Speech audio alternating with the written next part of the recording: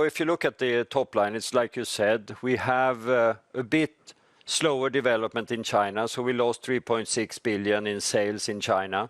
That's a consequence of the Swedish PTS decision. So we see that happening, and we've almost been able to fully compensate that with growth outside of China. But what I think is most encouraging is that we're able to deliver a good gross margin. It's improving year over year as well as sequentially, and a good operating profit, resulting in a very strong cash flow as well.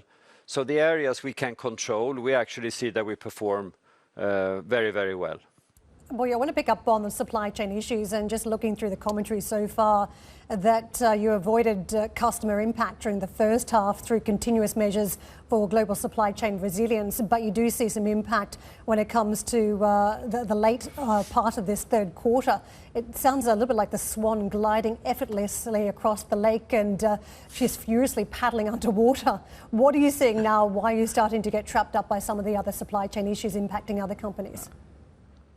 Yeah, what we saw, we did a very good job on the supply for the first, I would say, even 8 months of the year, and we had very limited to no disruptions or implications on customers.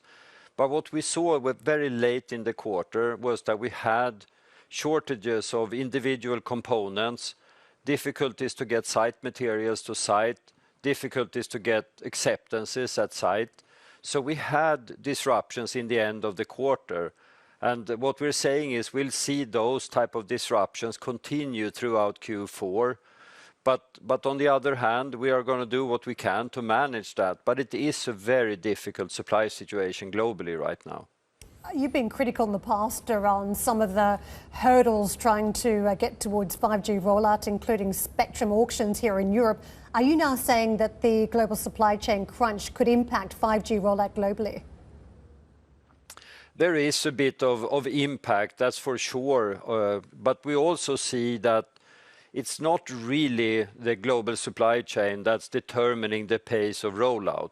The pace of rollout is much more determined by the individual operators' investment in the network, which is driven to a large extent by regulation that I've been rather critical about in the past. So I do not think that we should blame any slow rollout of 5G on the global supply situation. That would be, I think, incorrect, actually.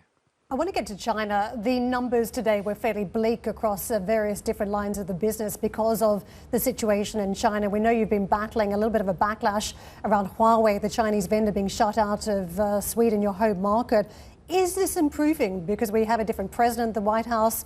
It feels as though the dialogue has changed a little bit, even if some sanctions have not been lifted on key industries. Are you seeing any improvement in the trade tensions in the Chinese market? For us, I would say the consequence on us is much more driven by the Swedish decision on that PTS took to ban Chinese vendors in the 5G network. It was taken in October of last year. That's really the implication that we see.